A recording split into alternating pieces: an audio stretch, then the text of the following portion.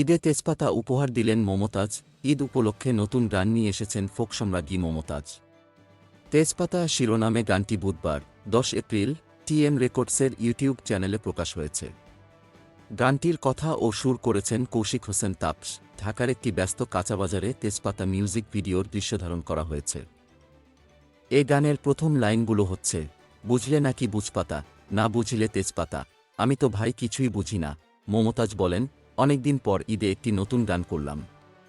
এটি নিঃসন্দেহে শ্রোতাদের বাড়তি আনন্দ দেবে। দেশের জনপ্রিয় ফোক গানগুলো যেমন সহজ, সেগুলো যেমন মানুষের মুখে মুখে থাকে, তেমনি এ গানের কথাগুলোও চমৎকার।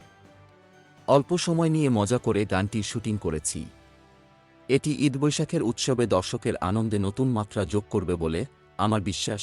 গোলাম Mostafa, desk report, BE news, Dhaka.